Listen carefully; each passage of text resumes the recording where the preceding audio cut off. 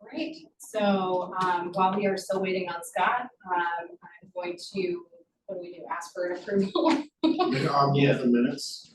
Can we move the minutes from the June 2023 Forest Conservation Commission meeting? Second. I do have one correction. The in other, I mentioned the forest conservation easements. It's the FCEP program, not fund. So if we could just make that adjustment. Yes, so like ASAP, it's the forest conservation easement.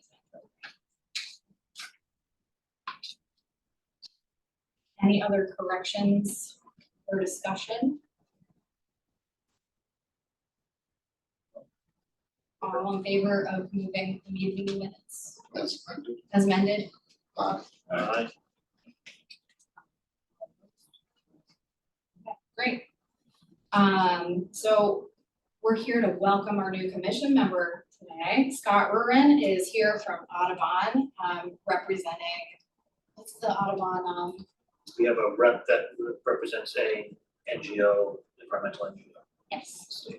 So welcome, Scott. Feel free to add anything there about what you do at Audubon. Right, and I'm definitely not replacing Priscilla, I'm just representing Audubon, as you said. So I am a forest conservation biologist, involved a lot in restoration and plant interactions, deer damage, and so yeah, had to choose my favorite habitat, it would be wandering through a forest full of beech trees, which is where I grew up. Definitely changing. I was gonna say, you better do that. Tree, Yeah. Quick. Beech skeletons. Right. Well, great. We're glad to have you here. Thank you.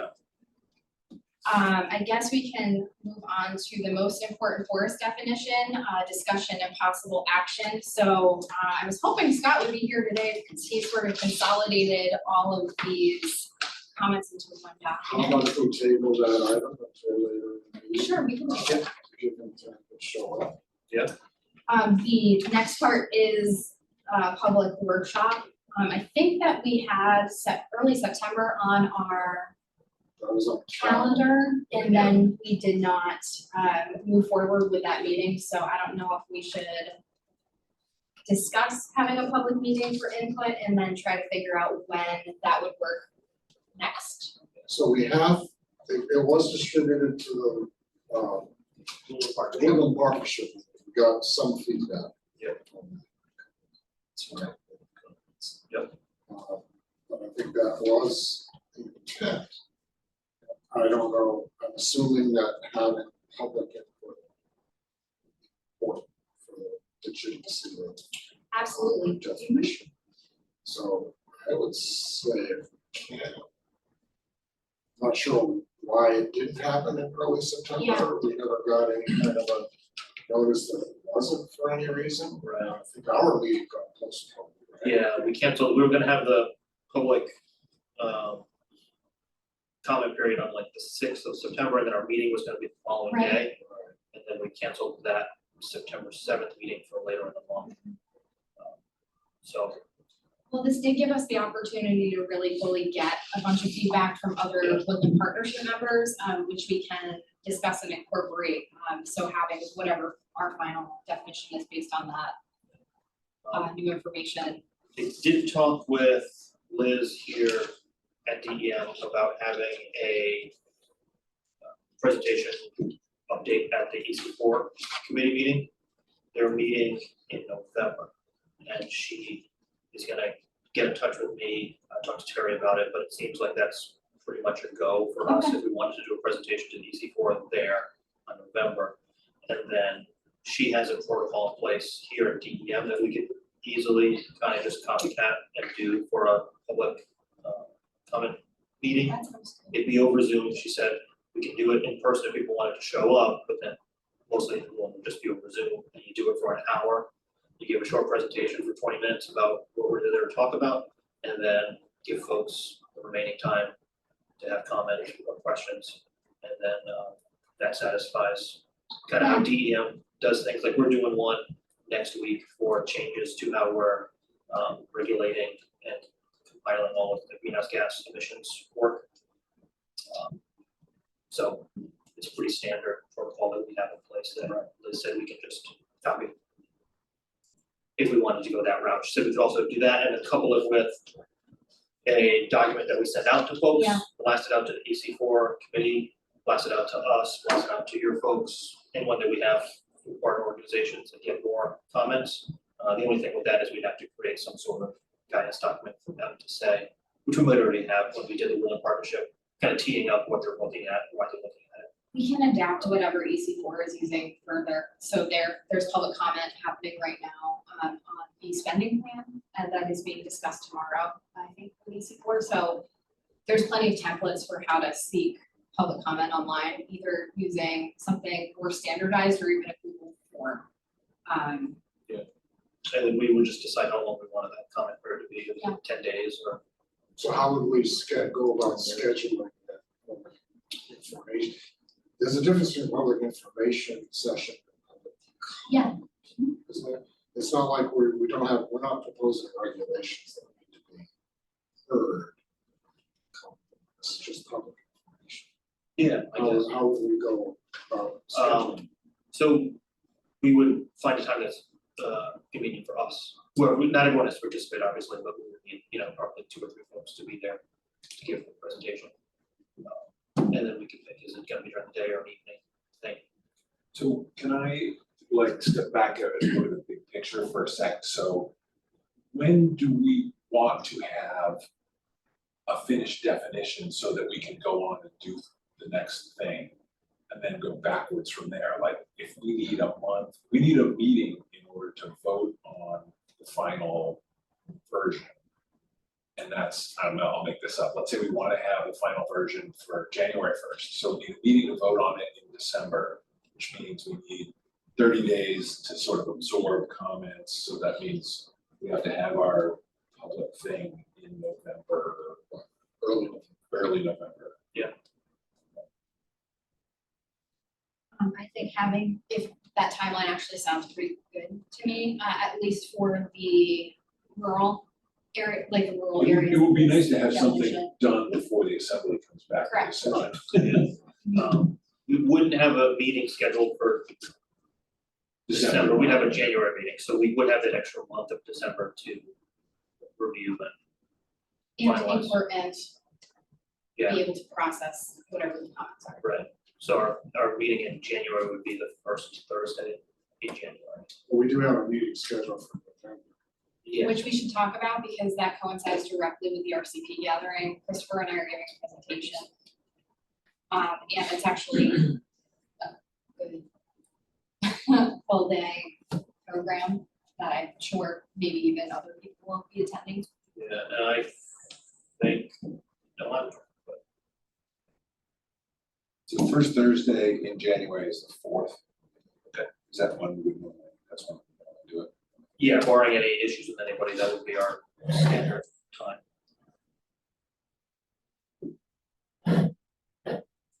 Yeah, and the meeting in November would be November 2nd would be our next sort of scheduled meeting. And that's when our CCP is. That's the first Thursday in November in the county. Okay, the first, that's the historic New England conference, so. It's a different conference, I would say that. The next week is RCP. You said January 4th though?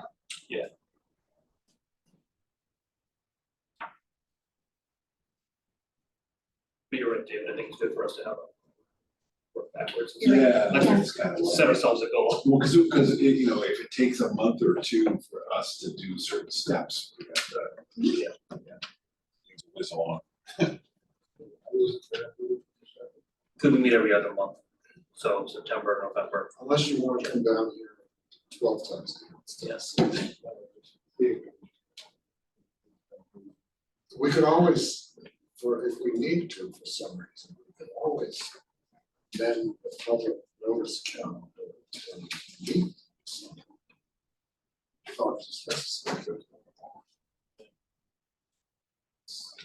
If we have a meeting on the 4th or that first week of January, but that should be sufficient to get us. Close enough to December. that sounds good. So I'm not sure when the EC4 meeting is in November, but I know it's in November. And the thought would be for us to have a final definition to show them at that point. Pretty much what we have here, barring a discussion we're gonna have today, I would assume is our final. Well, it won't have public input.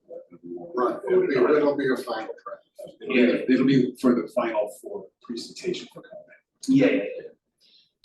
Are we making all of this available on the DEM website? Like when we have our final draft, that should just go live up there? Yep. Okay, great. Is that set up? That's on our agenda, right?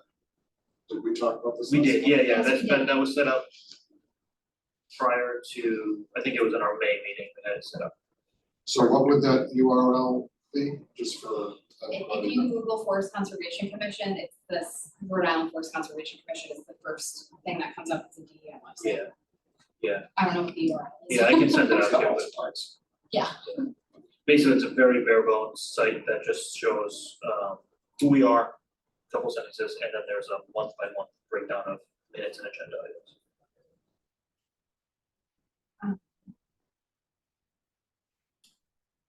yeah, so I guess we just need to, I don't think, do we need to finalize dates at this meeting today or just? So we need to pick up, we should pick up that public date. Okay. So, because we'll have to Yeah. publicize it. We want to do that after the EC4 meeting, or does it not matter?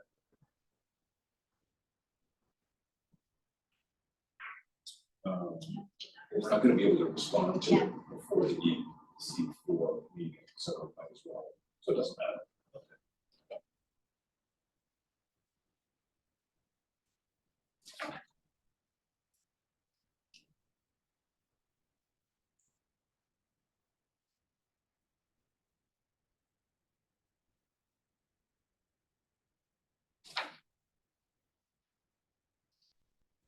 November, ooh, Yeah, maybe.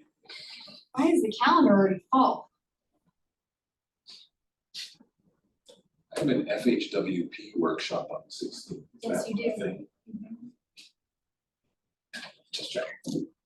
All forests all the time, October or, yes, the October November 16th. is the West Greenwich Estate Planning. So, Right, November 17th, 16th, 17th. 16th.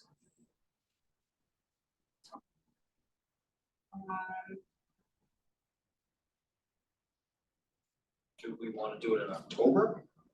You don't have to do it until November, I mean, we're pretty much gonna have a working draft at the end of the day, I'm hoping.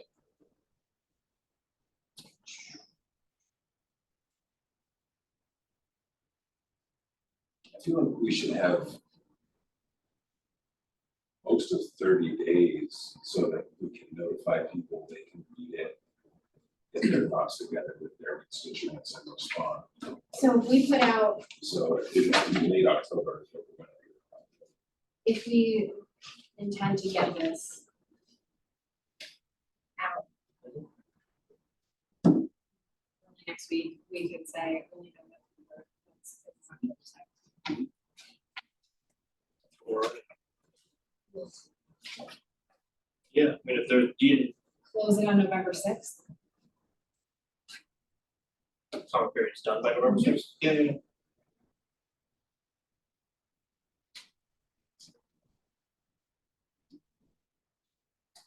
And then so we had talked about, do we want to do a physical meeting for an hour, like a Zoom presentation? Or just send it out to our list of people that we. So I think that between Monday and the 6th, we should find a date to have that.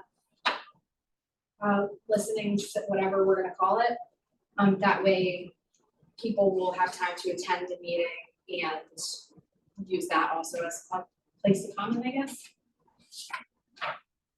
There's an existing FCC meeting in my calendar that somebody put there for November 9th. Which That's is what I, the RCP network gathering. So that's what versus November 2nd. That might have just been on the site. What depends is what's posted on the Secretary of State's website. It's the 9th. right now. Yeah. We need to adjust that. Okay.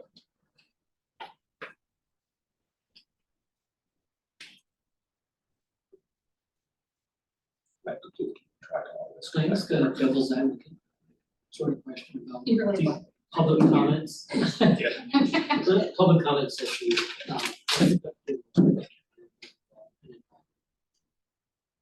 if you do it virtually, you probably won't apply, if you say let's meet at the Grange. Oh, definitely. That's what we're talking about. Yeah. This is Having a couple of people here, Zoom, make a presentation by Zoom, and getting verbal input during that session. I think it's beyond the folks that have already reviewed it with their partnerships. There may not be any, or very few, depends on how much we spread the word. And then, of course, how productive or useful are those comments, you know, are they here's content of the, or are they just general storytelling content?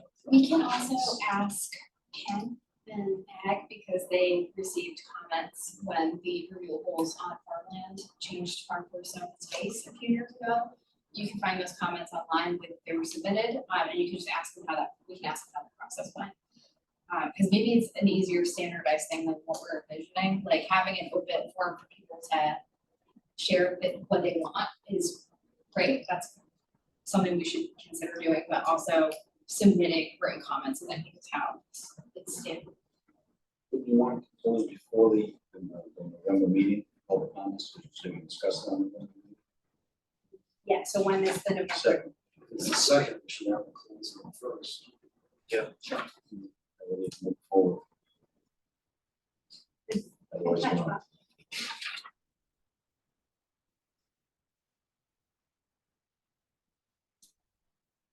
Sounds okay. Great, right? I'm just totally only been thinking about the other. Maybe.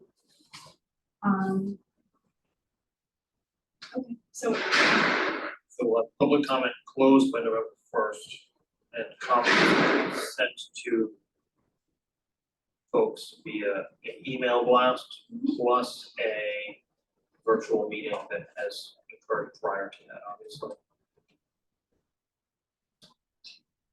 In the evening, Yeah, I think that. yeah, yes. So we're maybe looking at the week of October 23rd, or we want to go to the week of this?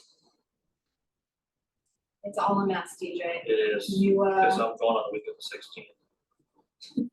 But not that I have to be there. Well, somebody has to open the building.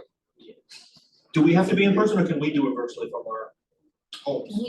if we are meeting together, we have to be in person. I don't think it has to be I don't think it needs to be a Forest Conservation Commission meeting technically, I think it But could if be. 4 of us show up, yes, it is. it is. So I will volunteer as tribute to not show up. No more than 3 people. Yeah, I was assuming it was Not gonna. sure. I'm Yeah. You're volunteering not volunteering to to show up. not be. Yeah, I mean, I was volunteering myself and I was assumed Scott Yeah. would Yeah. If you and Scott did Sounds it, good. a tag team Great. thing Yeah, for Perfect. 10 minutes and Yeah. then just whoever wanted to comment. Broad Great. overview, here's the high points, access to the draft is online, 1 hour.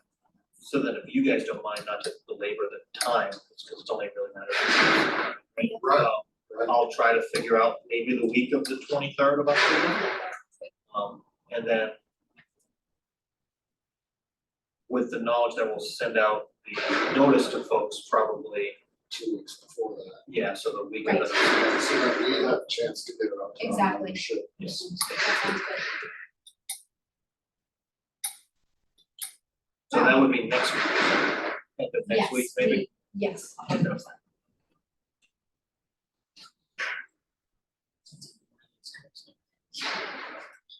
These are the change you forward in your life.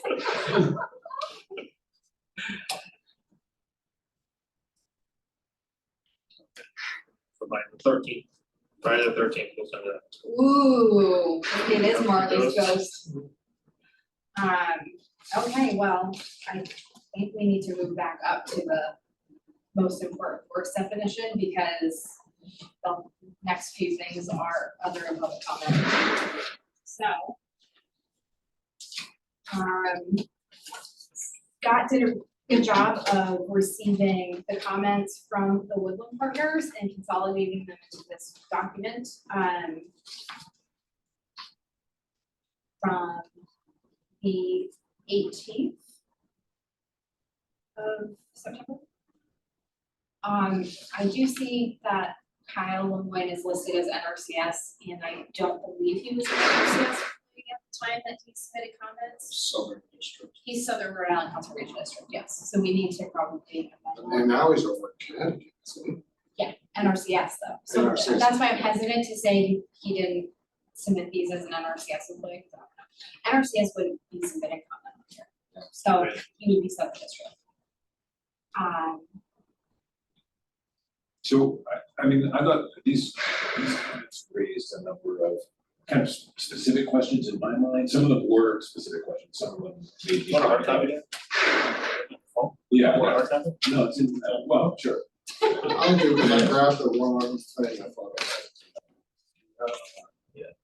Bob, if you said it's not- And you're gonna put these online too? Yes. Okay, So, could we just go through them? Sure. Yeah, yeah. And then maybe we could at least rub out a good percentage of them, sure. with very specific answers, and then if there were any discussions, we could have those. And it's great because we have one of the commenters just sitting right here at this Right here. table.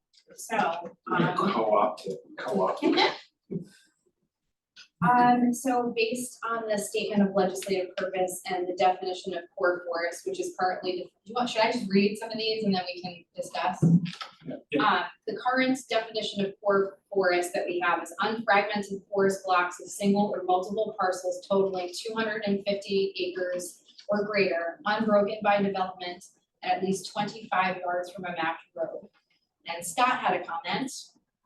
I feel like we're doing a stage table read. Go Can I ahead. do my voice? Yes. Change map roads to human developed or altered lands since other activities kind of similar to that. So And Heidi, can I play Heidi? you can play Heidi. Yeah, use paved roads instead, question mark, unpaved roads, even if open to some light traffic, don't have much of a fragmentation impact. So that's an interesting question that leads. Well, so, Almost like two. And I would actually, Yeah. Can I- I would debunk that. I mean, in the Amazonian rainforest, Well, can I- birds are right. across. I think, like, if we say, take a step back, I think one of the things that applies to these comments throughout, and applies to this one, is we were driven by mappable, map layers that we had, I think, that were reasonably achievable. And so I think that, roads, we know, we have probably center lines on a GIS somewhere for roads, so that kind of made sense. And there's probably a map of impervious surface, which could be a surrogate for development. I'm just concerned that developed altered land, there's no map layer for, so. Well, getting back to the roads too, there's a very specific Tom Husband's mapping study that got us to this road piece. So I think that it's in there the way it is for the reason. Well, that's kind of what I'm Yeah, saying, yeah. Pete always did the roads. Christopher was Yards quoting it last per- week. Yes, and it's in the forest values report, as a section, so. Yeah. I'm saying what you're saying. So I'm sort of defending the existing language. Not that either of these commenters are wrong, but that given the practical aspects of what we're trying to do, it might be better to stick with what I agree with that. See what happens when you ask for opinion. Well, So But this is good, because somebody could say, you've gone through this process and say, yeah, I know, we had some issues here, and their friends have heard the issues. We know it is flawed in the way it is flawed. If you just said from roads, is that too? Washington, take the word map down. I know your rationale was you were using map layers. Well, we're using map layers for the other part of the definition. I don't feel we're super strong, just Well, I think if I could channel Scott, he would say, how does somebody besides us using this definition know whether there's a road there or not if it's not mapped?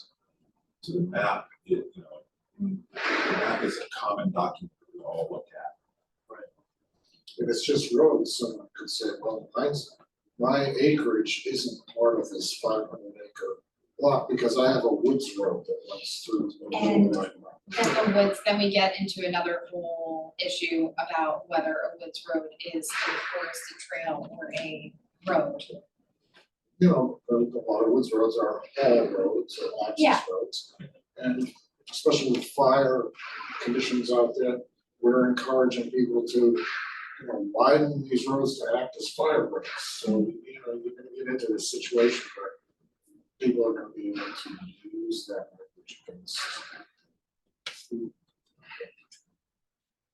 Specific case in point, say you're on 65 next to the Summer Road. That batch of woods right there that goes right off Past and down to Page Forest rather. That piece is over 250 acres, but yet there's a million different woods roads that go through there, fire trails that go through there, that were drivable years ago before the gates out. Break that up into. I think we should leave it. So, And also I think we do have, even the other part about developed land and altered land. There are maps for that.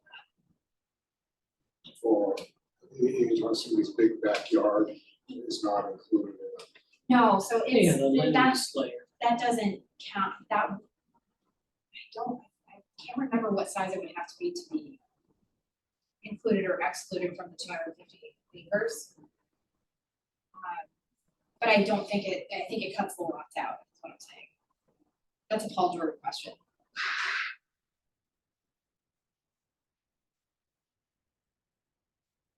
Also, this definition isn't created here, No, it's we're basically based on- copying and pasting. The other, well, and speaking to that, if it's lawn, it's not forest, so Yeah. it's gonna be, it's not gonna be. should we move on? Unless anyone has any other questions about core forest. Number 2 is old growth forest and old growth forest characteristics.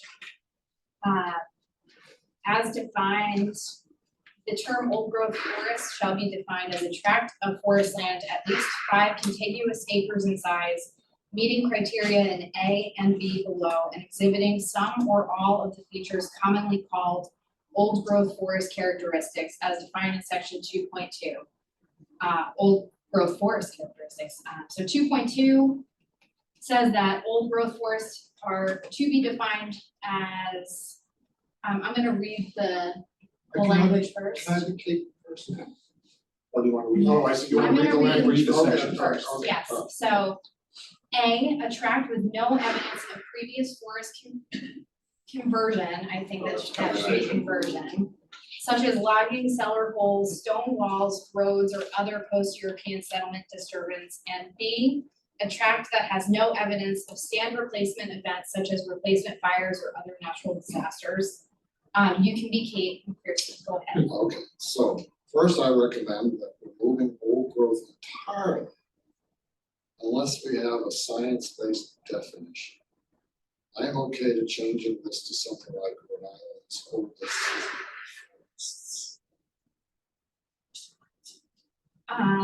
And there are a few there's another comment from Kate. Yeah. As that in relation to item B, I'm not sure how one can find evidence for this. Who's coming? Kyle is Southern, sorry. Oh, you mean at the table? This is so silly. David, why don't you read for Kyle? Can soils be used to determine lack of pasture and disturbance such as an AP horizon? Lack thereof, AP is plot. is it AP? Yeah. AP plot. Yeah, you're right. So the answer is yes. Doesn't change. I don't think that it does change anything. I don't think that was the point of that.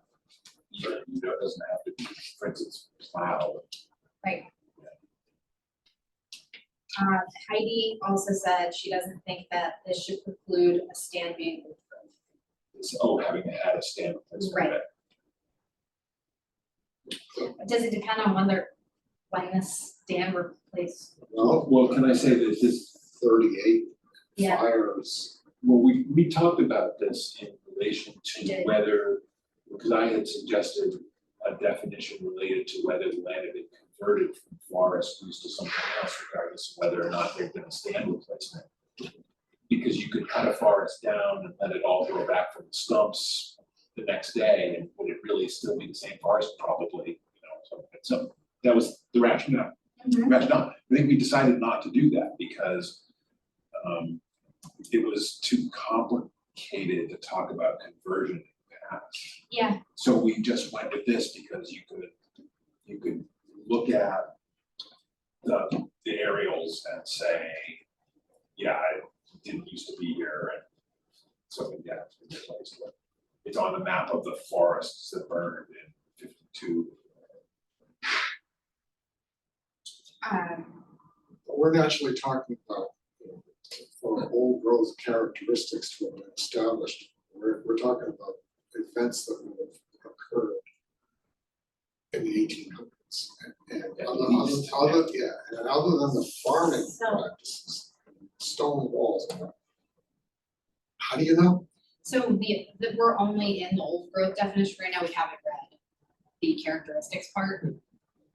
Right, but it's Yeah. still, it refers to stand replacement events. You don't know if one would have occurred 200 years ago.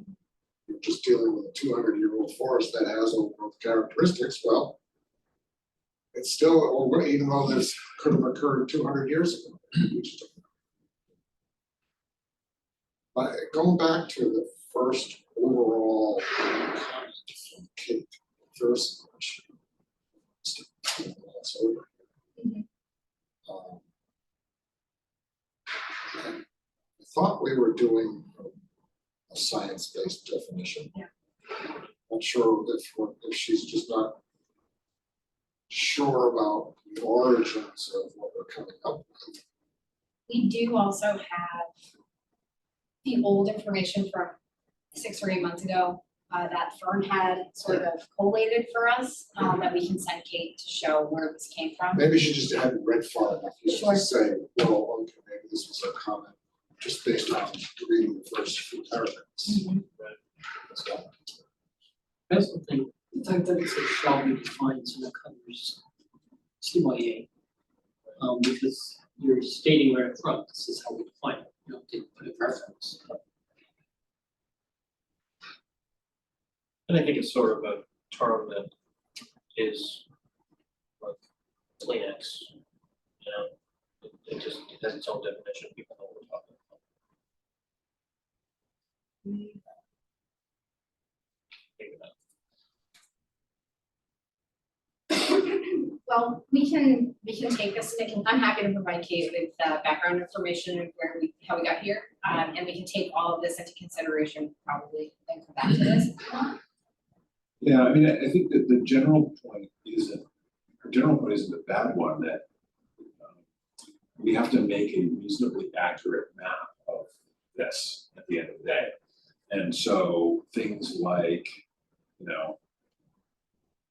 most of the trees have to be whatever, or it has to have, like the lichen one was a good one, an Yeah. abundance of lichen. So it has to have, at least one of these characteristics, one of which is an abundance of lichen. What's So the definition of what's an abundance? What's an Yeah. abundance? Yeah. So I'm not exactly sure what the answer is. I think, except for the fact that you have to end up drawing lines on it. This definition is great. Like a comment, I think the abundance of liking is a scary term, the simple fact that you go anywhere down near the ocean and find foreign campus. Sure. Lake. So it puts yourself into a situation where they want to deem that as a little bit of forest. But if that's one characteristic, Right. it Well, needs the there's- other, it needs a large group of the other characteristics to make that, Not the way it's written. no? Yeah, it says it has to have, It's to be both A and B and exhibit some or all of the features commonly called old growth forest characteristics, so Yep. so some. But if it's, so we have to get past A still, so no evidence of previous forest conversation. Yeah. Conversion. The trees are. Good point. I mean, you know, her idea of Rhode Island's oldest forests. We tried really hard to get away from a specific number of years Right. because it's Yeah. really hard to measure. But I wonder if you could avoid the old growth characteristics if you use Rhode Island's oldest forests. I would stay away from Rhode Island's oldest forest compared to what, I mean, where, you know, where do you draw that? Is it anything over 100 years old, 50 years old, you're still, because there's a small amount of forest that's over 100 years old, those are your oldest forests, so it's kind of a general broad.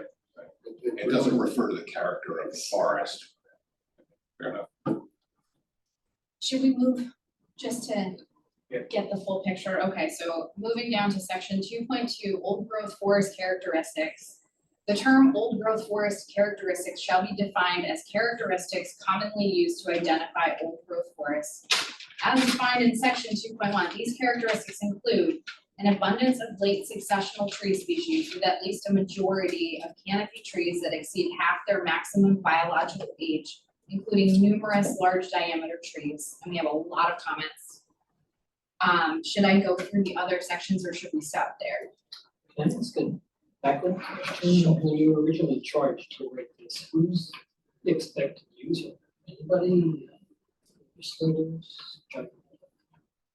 Landowners and interested parties looking to either identify or preserve these areas based on their awareness and. It keeps coming, because it keeps coming up, we felt that it would be really good to have this defined. Well, Yeah, with, the reason- with reference to the statute, we were to present a map and then make recommendations for policies that help to preserve the things that are on the map. So, in a way, we're coming up with this definition And in it's all- order that we can apply policies. And it's We can all, apply it's all under the most important Yeah, forests. but it's just one, this is one piece. That's what's being used like with the legislature and all that, so we're citing is most important forest. And this is a subset of it. Yeah, the reason I ask is because I sort of agree with Kyle wanting more definition, because saying early successional, late succession, we know what that means, but you need a glossary to read through this definition in some cases. Is it too specific, or does it need little definitions? So, I would argue that we could leave it as is in whatever definition we come up with, but also could just provide we could provide a quick glossary or point to something that describes what all of this stuff is. We had talked about, Natural History Survey doing the same thing, right? Yep. You were gonna add an addendum Yeah. to define what those forest types were. it'd be great if there were like live links, you know, Yeah. that phrase is highlighted, like, And we also, we don't need to define these things are defined all over the place, it's just providing a link to where there's pictures of what early and late successional forests and transition look like, you know? I was just thinking this is considered a standard document. But having live links would be fun. Well, there is the existing RIECC atlas that has photos of examples. Of how good the photos are for some of the heritage types. We could probably just add more photos. Yeah. And call it that. I like that idea. Should we talk about getting back to that piece of definition of characteristics? Do we wanna go through these comments? Well, I think this comment speaks exactly to what you were talking about. Either we have a definition of what late successional is broken out and add these words, or we just take it as a known definition that we like to. I think that addresses that part. Yeah. Yeah, I don't totally understand Kate's comment, does she expect you to include all of this? Right. Oh, yeah.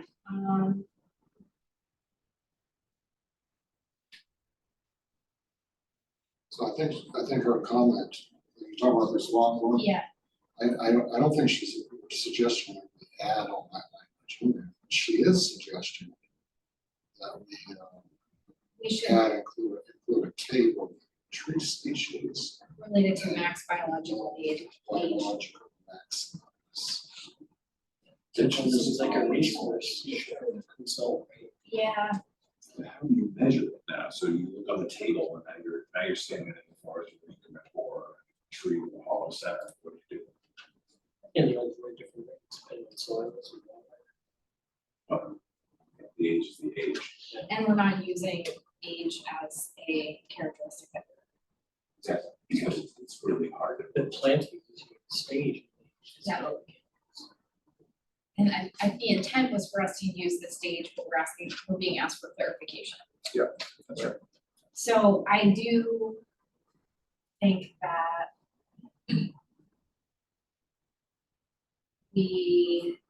I, for the sake of not making this complicated or get too far in the weeds, does anyone have any proposed ways to address this? I think, like you said, you were gonna reach out to Kate to talk about the first thing that she was mentioning about science-based. We should also discuss why we did not use age. Right, and I think most of her comments are all based on age. And that's just something that we decided, yeah. I'm happy to do that. Zoologist, she's more ready, I can speak for her. Zoologist, speaking age and bugs. I think we, Did they get a text from Scott? He's leaving, he'll be here in 25 minutes. He apologizes to everyone. He got messed up. let's hurry up. Okay, so is everyone fine with me just reaching back out to Kate and sort of providing her with me? So the next part of this definition is a complex structural diversity of old, young, and middle-aged trees at different canopy levels. Large standing dead trees called snags, live trees with cavities, dead, broken, or decaying parts of canopy gaps, and coarse woody debris along the forest floor consisting of abundant dead wood in various sizes and stages of decay. Kate mentioned that we emphasize various stages of decay. Not for nothing, but that explains the state of Rhode Island problem. Yep. Under respect, oil. Is what it is. Is this similar to the problem with lichen? Yeah, I Because- think so. Because you only need one, you could have an argument about which way to degree, whereas if we said something like at least three of the following I or something. think that that's how we probably get to clearing that up. You know, the lichen is, that's a really good point. That's a problem, as I see it, because what we're just more dead with, that's on the ground now. You can go through whatever piece you go through. You could step over each and every tree to get 50 yards, or whatever, to probably 30, 40 trees are dead, but that stuff's gonna be on the ground for 4 years. So, So what do we feel about her suggestion of bringing it into multiple parts? That's Christopher Riley's. Oh, that's Chris saying that? Yeah. Yeah. Consider breaking up this section into multiple parts such as presence of large standing dead trees, presence of live trees.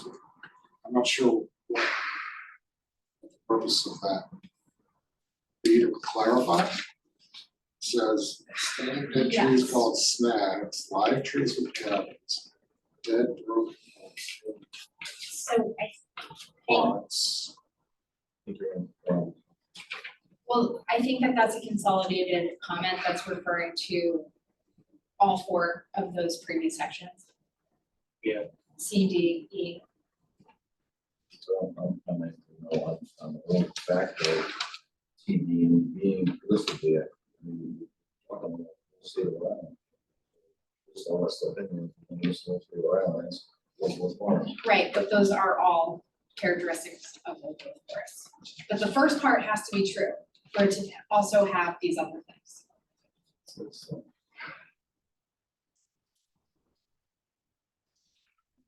can of worms that you won't pose.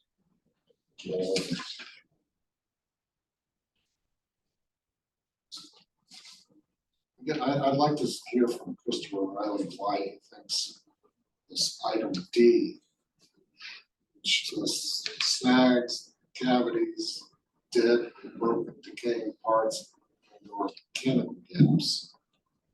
Why he thinks it needs to be broken into individual sections. So the to-do list right now is me following up with Kate on about 3 items, and we can ask Christopher for clarification. He apologized for not being able to be here today. All right, I know.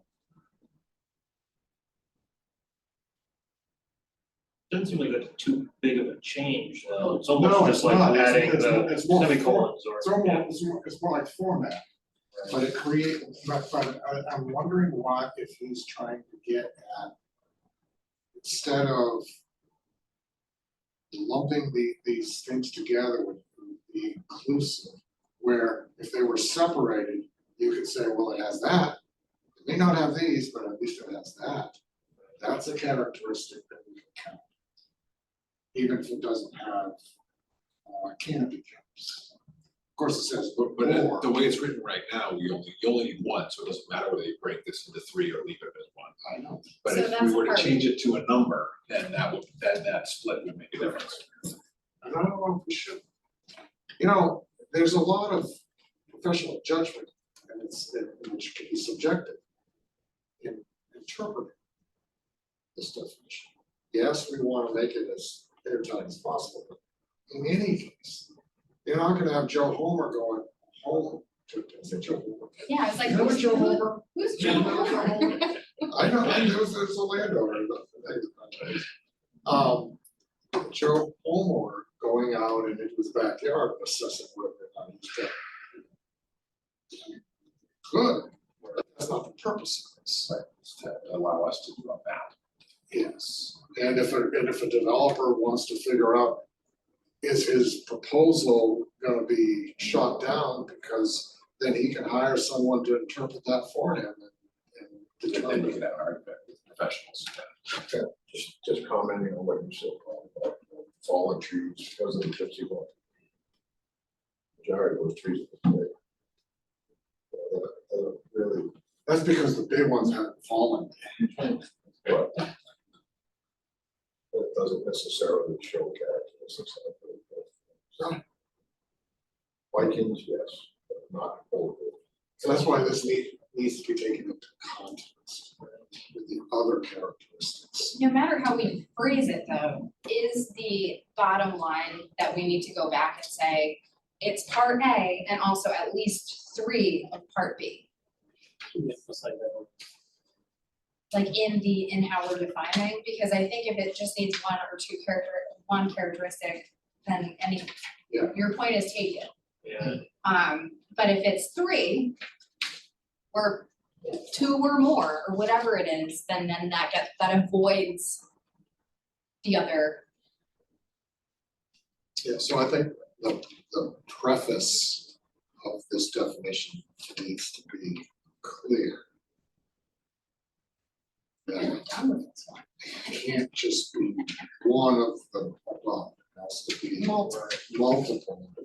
yeah, And we just it's say. subject to professional interpretation. We need a number, like at least 3, I would say at least 3. at least 3 would I would feel comfortable with, So C through G. yes.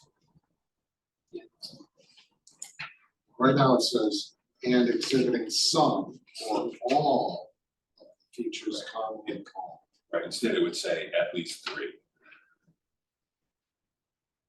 So we talked about the lichen a little bit. If I can just finish my thought on that. If Christopher's Riley commented, we break this up, that means it could be 3 of these and qualify versus, I think if we keep it as One, one line. The reason we kept it as one was because it had to do with, I don't know if you didn't use the word rugosity, but it has to do with the texture essentially of the habitat. And all of these are part of making that complex texture. So that's why they're together. Right. And I think Fern probably came up with that. And it makes I sense. think you're right. Makes sense. So, I mean, I would be in favor of leaving them together. Let's, For that reason. and we can ask him for clarification and maybe it's not something we need to worry about. So moving on to the abundance of lichen and moss on trees, decaying logs and the ground. Kate says she worries about this criteria given lichen sensitivity to air pollution. Climate change, the Canadian fires, all of this threats lichen as an indicator species. So she said like it's gonna disappear. But it's just one. It's just one characteristic. It also says it can be moss. And lichens are. They. Could say and or moss. Yeah, And or. Yeah, that would help. Just the one. Just get a sick tree. Makes it up. Great. So moving on, has the capacity for self-perpetuation. Scott, do you wanna take this one away? Well, now when I look at it, it sounds a little bit tricky, but sure, I said that there are other old growth criteria that include old vines.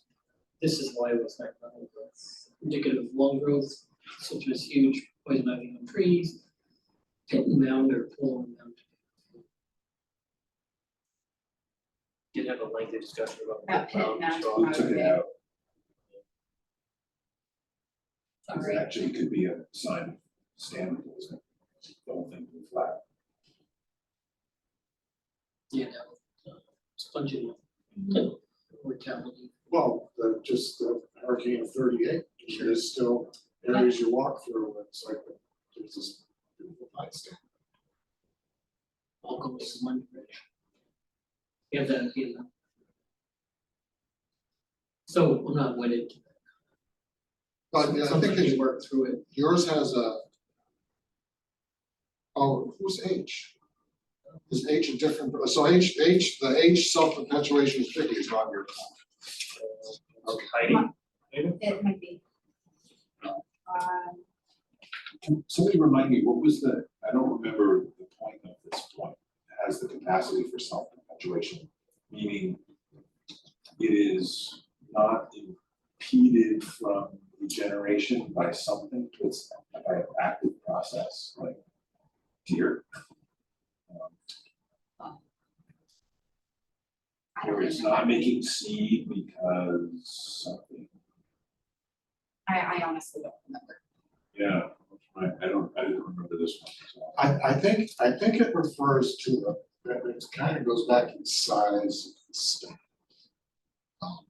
You know, we already have a size factor in it, but if you have a small patch of beach, for example, is that big enough area to be its own sustainable ecosystem? Self-perpetuation in that sense, can it regenerate? Can it, go through its natural processes without some outside assistance? So essentially, does it have the capacity to regenerate? Yeah, because you need diversity, you need, Yeah.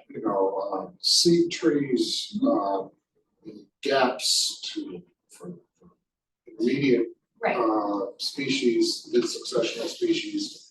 And so self-perpetuation needs this continual cycle. it's not just a stand of dead trees that are not reproducing.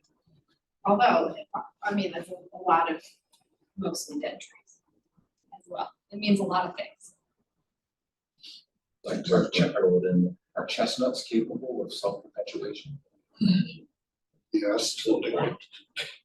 the roof, I mean, obviously the sprouts. Yeah, they back. self-perpetuate a lot. That's all they do. I'm just trying to think of what forest wouldn't be capable What was your call for up here? Yeah, Ask her to I'll explain. go get her. I'll just shoot her. No, I do think, the Yes. point about Could you- size. See if we can get clarification from her on self-perpetuation. It's the state of red maple, it's kind of red maple.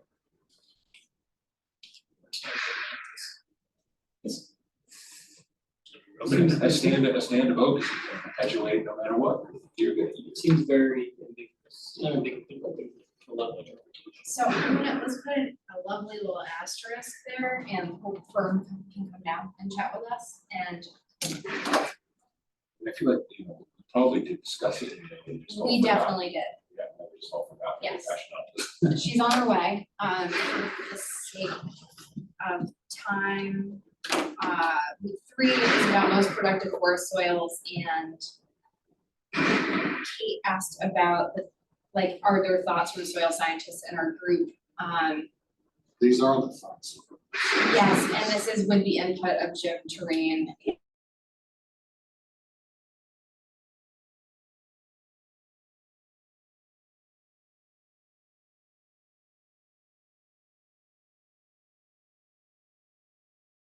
Forest to protect drinking water supplies, that's standard. Number 5 is the Rhode Island Natural Heritage Rare Forest Types, and this lists the forest types that we discussed, pitch pine, scrub oak, mixed oak, American holly, et cetera, as important forests. Kate asked about a size criteria, and we didn't. We talked about it, decided that it was too hard to say because you could have a very small patch of one thing that was important. Right. The question about E, so Kate asked to clarify the percent of ash in a red maple ash swamp, and it It is defined in the, is defined Yes. as co-dominant. And I presume the farmer knows what that means. what main office is this that we're in, air Oh, resources? It's right next to management services. But the point about the ash is not gonna be part of, it's not gonna be clean up. Right, but if you were to find one, you could save it. I mean, we're gonna map it and it won't be any. But it'll be a red maple, black gum. It's like historic ash. Yes. And then the one about adding one, a forest with broadleaf evergreen understory. That's not a terrible idea, No, it's not. but that's not a heritage type. So we can't change the heritage type. Hi, come in, we got a question for you. Somebody can, but it's not us. Can you please explain, has the capacity to self-perpetuate again to us when talking about old growth characteristics? Yeah, so this would mean that it basically has a healthy understory with regeneration. So if you have a forest, you want one that can continue itself. So trees die eventually. So if you have a degraded understory and a bunch of old trees, if the trees die and no forests come back, like what's happening at the beach forest in Winnick, then that's not really a functional ecosystem. Has anybody been to that forest as an example of that? I have not been there since last November. I'm just It's been wondering, there since it's been around, but not since November. It looks terrible. I'm just wondering if we covered that under C, a complex structural diversity of old, young, and middle-aged trees at different canopy levels. We could just add that as a tack it on, is what you're saying. I mean, it's already there, it's in C. Where? Right, but then you could just say like, Right, which is what you just said, exactly what you just They said. have the layering. Which page Right there. right. Well, but that's under the definition of old growth forest characteristics, we're on, No, we're not, we're still talking, we asked Fern about old growth forest characteristics. oh, okay, I thought, that's No. right, that's right, we're jumping with that, okay. So you're proposing to remove G altogether or add that self-perpetuation into C? Complex structural diversity. And with the capacity of self-perpetuation, how's that? Does that make sense? We'll just take G out altogether. Right, We should count, once this is cleaned up, we should count how many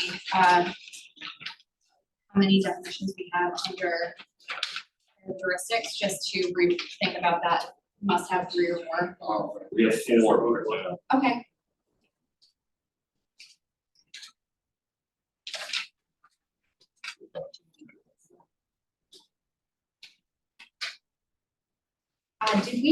I know Fern came in, did we finish up the broad-leafed evergreen understory? Well, my point on that is just that, this category is heritage forest types. And that isn't one, and we Yeah. can't make it one. So we could add it in a different category, but we can't make it. Who makes remind me, how does that get defined, David? The last Can't time, you just do it? the last time it was determined, Rick Answer writes, the natural heritage biologist writes a memo to the head of the planning, the division of planning. And that if division of planning says it's okay, then that changes. Nobody, what if the pen, there is plans on it? what if there isn't a natural heritage biologist? So, yeah.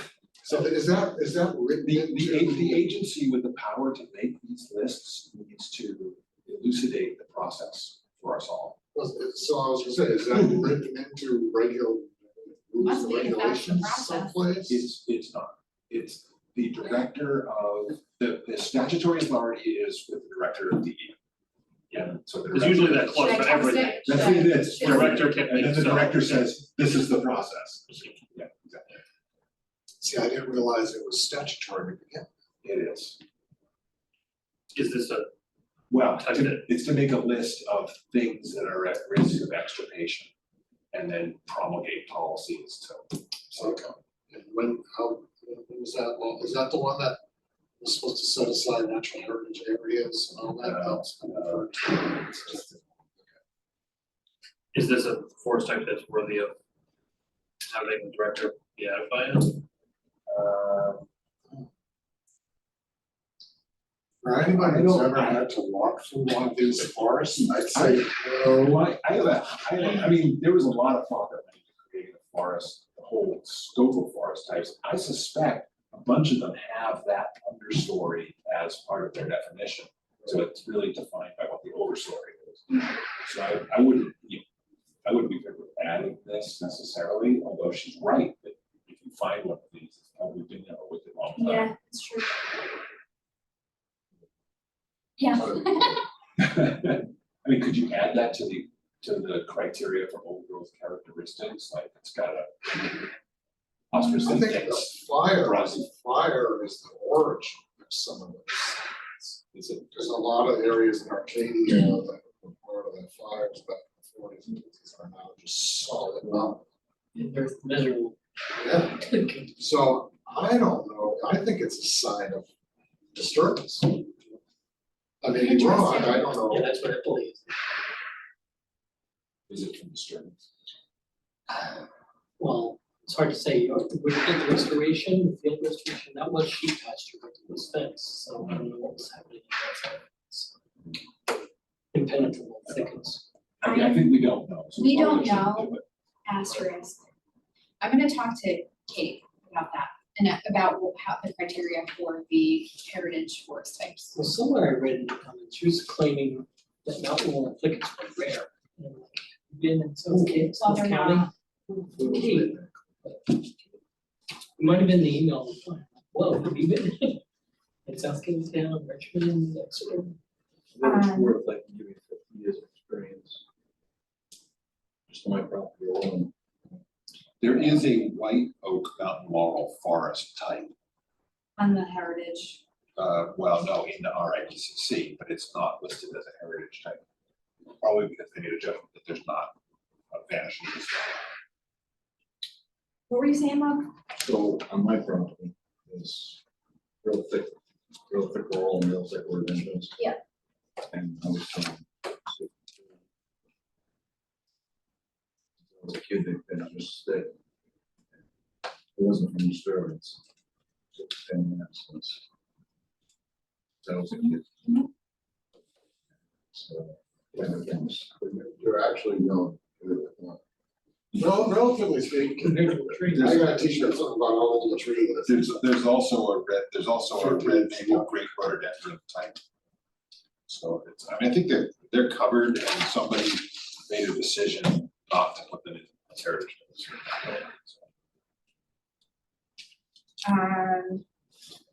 So moving on. Yeah.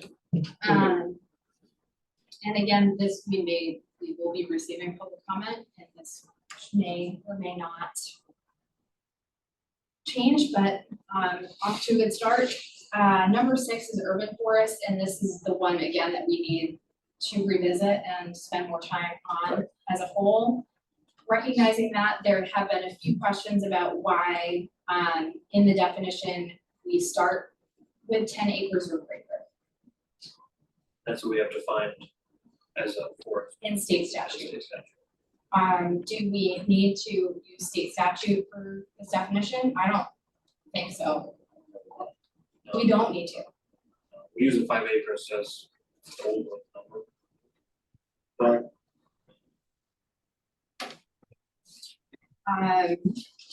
Is this, I don't know if you guys can hear me. Can I chime in for a moment? This is Cassie. Hey, sorry, car chaos kept me from being there in person. And I just got a ride back and the tow truck done. So no way I was gonna make it there before 2:30. Sorry. But I've been listening in on Zoom. I have one question about this definition that I'm wondering, I don't know if this was discussed maybe at the meeting I wasn't at, or if TJ, you had it in mind when you drafted this, are these sort of and or conditions? Is this sort of like the old growth above where it's describing characteristics and then these would be bulleted such as, or is this, it must meet one of these or it must meet all of these? Does that make sense? Is the question? Yeah. The way it's written, it says it must be in the USB and then it has the 5. But this is where we could clarify it rather than saying, again, multiple, at least 2 of the following. Right. Yeah. Yeah. My gut is we'd be, especially because this is a forest type that is so much harder to pin down in there's a lot of other things besides just contiguous acreage, that it's one where we'd be better served by going the sort of characteristics route. And so, for instance, that would include, certainly anywhere that there is 10 acres or greater or whatever amount, again, it could be less, but where there is contiguous forest, that should be a priority. But if it's that is a requirement, then, everything else is sort of moot because that cuts out most of the forested area. My gut would be go that characteristics route. Right, I have a bunch of other comments, but I won't just rattle them off. I'll wait. Cassie, do you have this document too with Kate's and Molly's comments? So this is Yeah. again the one that needs the most clarification, and I actually would probably suggest that at one of our upcoming meetings, we spend some time really working on this stuff, maybe with Cassie and some other stakeholders. We're limited in time if we want to get this thing out the door by January. Well, But if we get some public input and tweak this in between meetings, so that we have something to review. January. So is there, what prevents us from having this as if we figure out most of what the definition is for most important forests and recognize that this is the one that we need the most input for, I don't see that we absolutely need this part to be defined by January, and I could be incorrect about that, but we are a commission for a long period of time and have the opportunity to continue to use the best information available to make decisions about these definitions. So I would just like to plug spending more time working on this instead of sending it to the General Assembly and whoever else as sort of way less than half-baked. Yep. You know what I Well, mean? one thing I think we talked about last time that I think would still be great if it'd be possible to move forward is to pull together, like I know this group can't meet in between, but to pull together some of the other like urban forest focused stakeholders locally for just a conversation. I think we talked about maybe TJ or Lou or someone being like helping facilitate that, getting, you know, I mean, like a couple of the folks from Newport and Doug Still and Molly and, you know, AJ, like just people who are steeped in So that. a to kind of working sit down group. and a working group, basically informally to just sort of come up with some, you know, hash through some of these details and then bring it back to this group to say, here's some of what we came up with, what, you know, how does this sound? Yeah. Can we work on identifying who the players are and try to, Cassie, I'd be happy to like chat with you and figure out how to get that sort of started. Yeah, I have a, you know, a short list of the people I know of, but there might be other people who, you know, I mean, urban forestry is a pretty small community in Rhode Island, so probably know most of them, but yeah. And that's that something would be we can great. just do over the Zoom meeting. Yeah, There's a lot of people out there working on urban forestry outside of Rhode Island. We should benefit from whatever it is that they're doing. Yeah, I've asked the question, and it's, I think we're one of the few people that are actually I'm defining actually trying to define it. Yeah. what's important, yeah, rather than, it's like increased canopy. Oh, okay. It's not protect, it's protect everything, you know, which it doesn't really serve. Trees good. Right, yeah, more trees better, you know, which doesn't really get to a definition of what to focus on, yeah. yeah. I've been poking around to try to find an example of it, and it doesn't seem like it's something that has been done from this approach. Yeah. I'm surprised. It's interesting. Hey, maybe we'll be the first. We're trailblazers. Yeah. We basically had a couple additional questions from Kate and from Molly Henry. Asking about the acreage minimum and how we got here. Is this based on, you know, considering thoughtful development of forest canopy in the urban service boundary as like a action item, or is this based on what's existing and how we get to what we want, and the human importance of urban canopy for all the reasons included. I think that this just speaks to having more, having more time to sort of work. Oh, thanks, Mark. Okay, any new business? We're done. So just Molly has also a few other questions related to canopy and the tree equity score of 70 being a goal. We'll just address all of these. We're gonna work a little bit more on the urban forest stakeholders and try to get a little more input. Can I ask a ignorant question? Kate brings up a good point, should even be involved, charged to include urban forest no matter what. If we're defining the most important forest, it's all the most important forest, and it doesn't make sense to exclude it. I think you're gonna find people that say urban forests are the most important forests. Yeah. And Oh, it's sure. part of the charge of it, it was recognized in the statute As a Yeah. task. as a separate entity. So the conclusion, we just went through a few of these definitions. A few have been clarified, a few need more questions to be asked. And we are going to, what's the time period we're gonna send this? We're gonna open up for comment, public comment for about a month. Yes, we were looking at October 13th, having a document that we can send out via email to all of our constituents for public comment. Public comment will be back due to us by November. Yep. Yep, 1. And then we are going to comment period over November 6th, I think.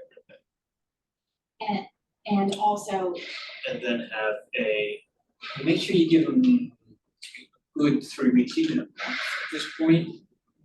so we the, don't, just to, avoid any criticism. Yeah, the other reason is that we wanted to do it before our next Forest Right. Conservation Commission meeting, which is the 6th, right? Ninth, which I won't be at, but So, doesn't matter. so did you wanna just, I mean, we should probably go through this really quick now, because in case anybody has any comments, I mean, I have some questions. I mean, the 10 acres is in the statute, It's in the statute. and actually, it's not just the other, and some other definition of, I was just reading it, it's in the statute. It's not a forest, it's not 10 acres. So it's defined in our. In our law. statute, Yeah, it's 10 acres, that's where that comes from. And then, But we changed it for old growth, so.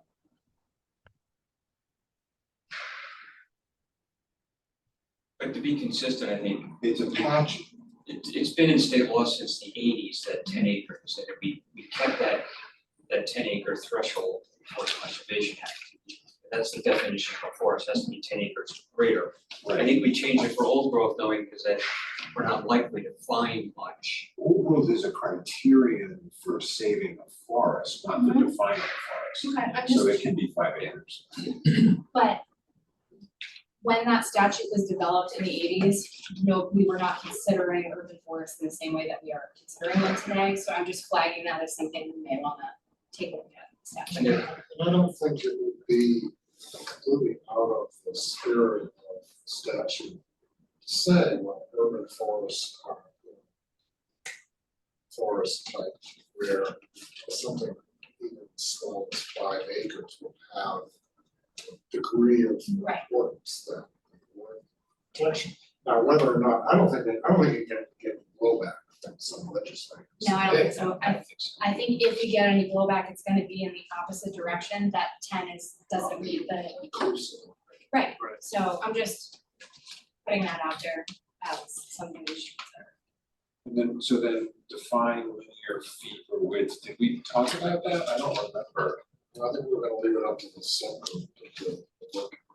Like, what is a corridor as defined, does it have to be 100 feet wide? How wide does it have to be forested?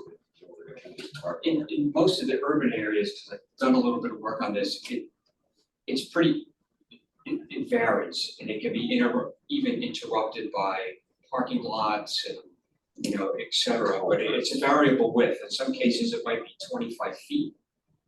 In others, it might be 50, you know, if you're lucky, but you're typically not gonna get 100 feet.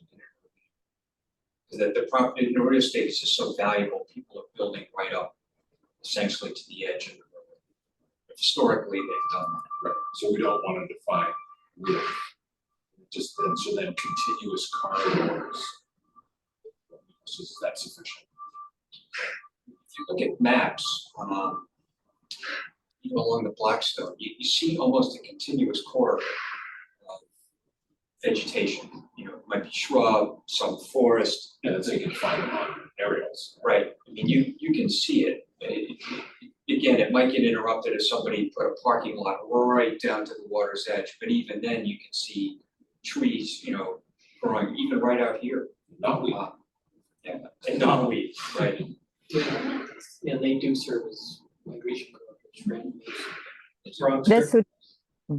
This would be one where, and maybe I think tapping them to see if they could join a conversation soon as a sort of working group, but Woonasquatucket River Watershed Council, who does just tons of work at the intersection of, you know, these corridors and urban tree planting, I think might have some good insight into how to define that in a way that was not both too vague, like continuous corridor, but also not overly specific.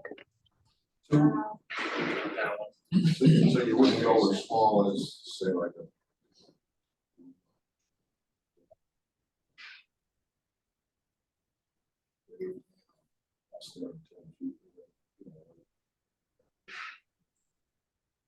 Significant enough? In an urban area, it may be. In Out urban in the wood, areas. where we work, it might not be, that's what I'm getting at. Yeah, I think there's a lot of urban streams and brooks that you might not consider, you know, a wide enough river, but it still has a forested corridor. If it's connected to, I think it's the important part, is it connected to other, you know, then you can go and draw your map upstream from whatever.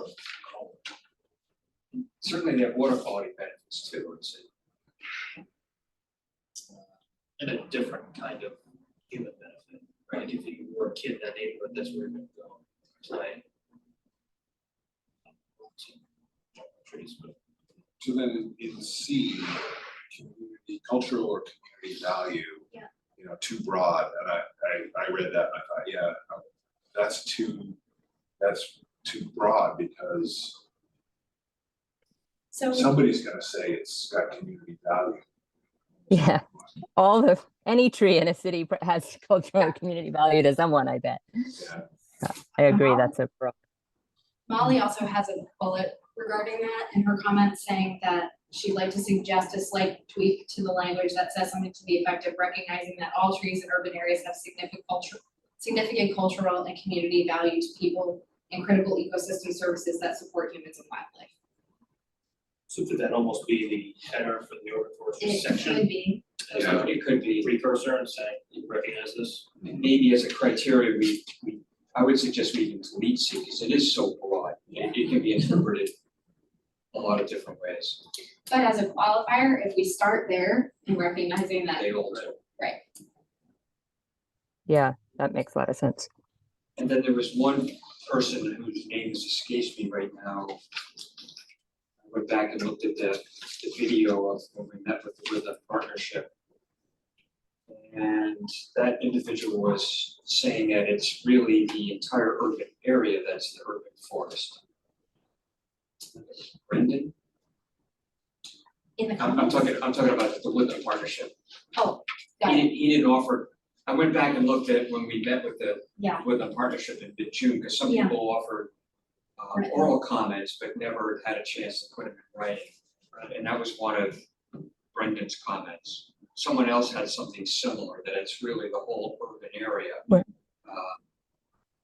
And that's the real So, problem with trying to fit this, or, the sort of disconnect between other types of forests in this context and urban is that, in the field, we use, urban forest means all of the trees in, the city of Providence. And it's not about contiguousness. And so it's tricky to figure out how to convey that using the same sort of.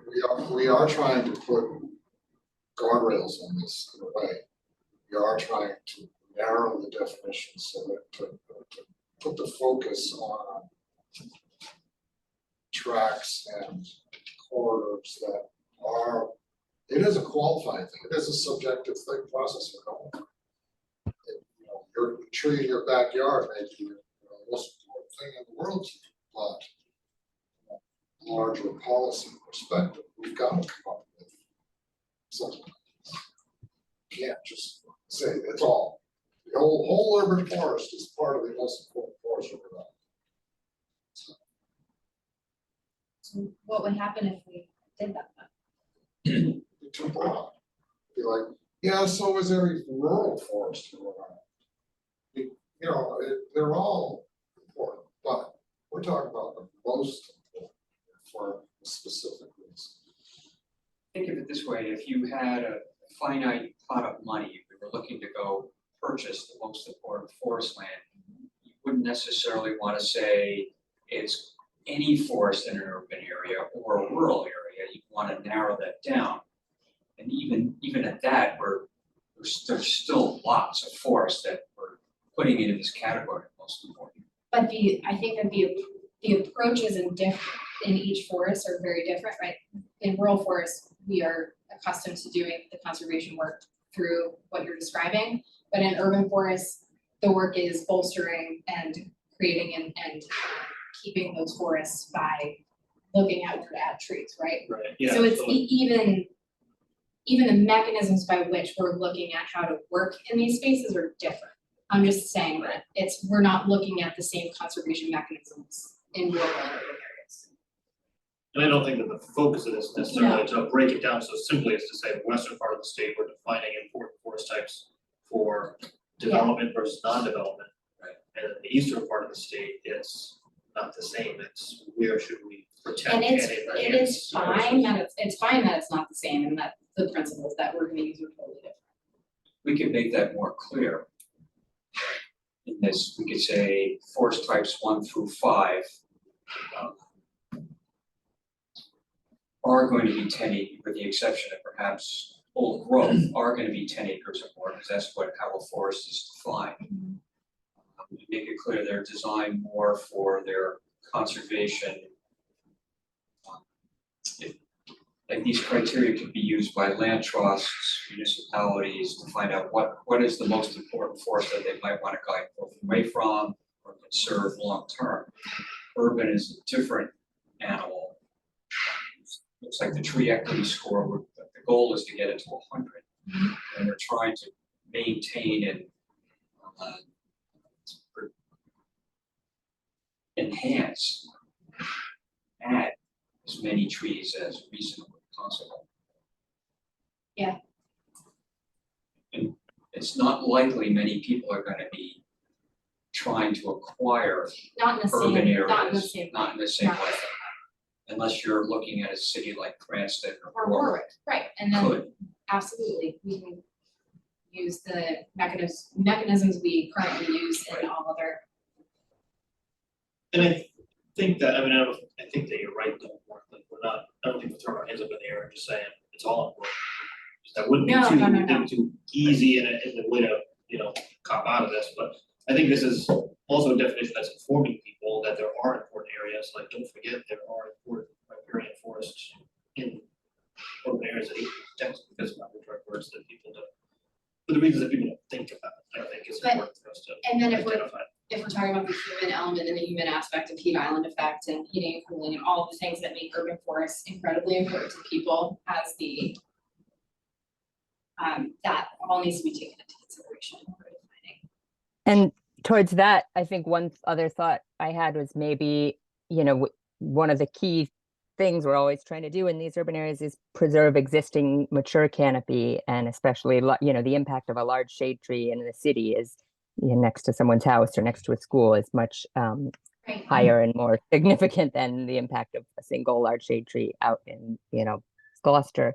And so maybe adding something in that speaks to that, what's so it's not about contiguous geography, but maybe it's about protecting our largest canopy or largest size trees, or I don't know how mature canopy. You could word that in a lot of different ways, but something that gestures to that, I think, is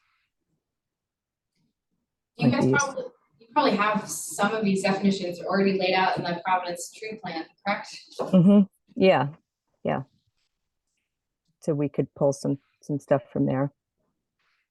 Work for this working group. Yeah. For us to My apologies for coming in late, I just totally missed that. No excuse, but just so I know, there's gonna be a group of folks working further refining the urban forest definition. So I'm gonna touch base with Cassie on figuring out and identifying who those folks are or organizations. So I I think it's just, an excellent idea. my friend of the Historic Preservation Commission to see if they are tracking forests and trees, forests, whether they contribute to historic district designations. Interesting. Because if they already are, they'll have it on the map. What if it's not all historic districts? Well, they might not. I mean, Okay. they might truly, they have criteria Got for it. what qualifies a piece of land as a historic district. And if trees are part of that, then it won't be all the sites, it won't be some. Right. That could be documented. Or we could ignore it. We'll find out. Or they might not be tracking Stay it at tuned, all. everybody. The other thing we're gonna do, Scott, is I think Kate needed some clarification as to how we got to the definitions. A lot of the questions Kate asked were based on her not seeing like the thing put together. Okay. And For old growth. yeah, those are Yeah. legal comments, so I just wanna make sure she has all Old that growth background. versus old. Yeah, tree. They seem to be easily enough answered, but just, So the group decided to stick with old growth. We, Yes. yes, instead of around old as forest. and again, we're gonna go back and talk to her through how we got here. Okay. Because it is based on science and in aggregation and reproduction for lots of different places. Under core forest, there was a couple of suggestions to change that definition. What did the group decide there? We're gonna leave the road part, you mean? Yep. We're gonna just leave it. Just so we can dispense with that. Plus it's, We have August's Yep. study. Jordan has already used that, and Right. we know it works, and now it's already been defined in another state statute as this. Yes. So it's best to keep this consistent, okay. Well, I'm sorry for, I'm just trying to catch up to you guys, and I give my apologies. So you're gonna get back to Kate, explain to her And just how we got to that point. get her the comments and information that we received. I think she made a valid point about, a track that has no evidence of stand replacement events such as replacement fires or other natural disasters. How would we do that? Looking at B, I'm looking at B under 2.2 old growth forest characteristics. Well, if somebody finds evidence, then it doesn't meet this criteria. What would that evidence be? 1946 aerial showing that it's a pasture.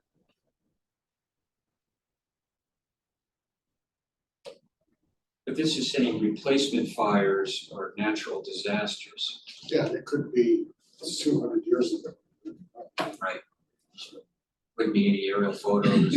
But there would be no evidence. If there's no evidence that it's ever been replaced, then it's, doesn't matter. It's so long ago that the evidence is And gone. if it's got old growth characteristics, then, and you can demonstrate that there hasn't been, it's been farmed, doesn't stop. And it's a kind of a, one depends on the other.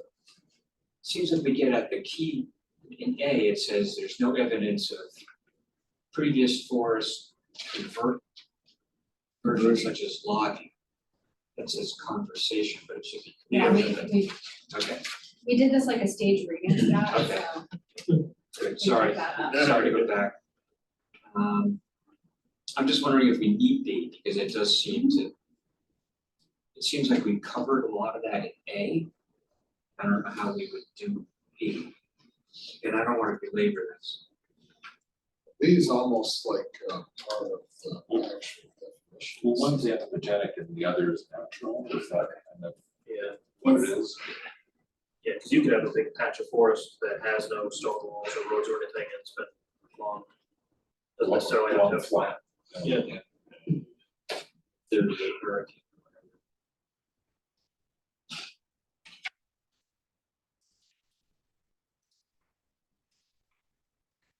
We addressed Kate's comment about the specifically succession tree species.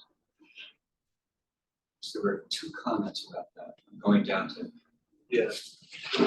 Oh, unless we're gonna include all that language. We can provide context and information outside of the definition. Scott suggested live links to additional information about what some of these things mean. I thought that was. Biggest change was in this C, D, E, F, G, where the point about the lichen is a good example, like just because we haven't, the way it was written before, said that you need any more than just one of these, and an abundance of lichen could actually be an indicator of poor forest health or something like that. Yeah. So we decided that we need to come up with a definition that says you have to have at least some number of these that's greater than one. We had suggested 3, then we cut out one of them, so now we're down to either 2 or 3. I guess that's roughly. I feel like we should clean it up, see what, Yeah, where And we're then- at, and then make it. Because we had moved the G, which is the last one, and then moved that over to C as an additional language, basically saying and has the capacity for self-perpetuation. so, I just want to say we have 15 minutes left, and if I know we have a few other things we want to be talking about besides these definitions, so. Scott, I can turn to the running of the meeting back over to you. You've done such an excellent job. I was like, oh no. There was one final comment by Scott. You asked about whether or not we're using that language. I believe that is the exact language that's in the law. Yeah, It is very, I'll say, elementary, but that's how it's defined. Okay, no, that's fine, yeah, just. Most important is the words.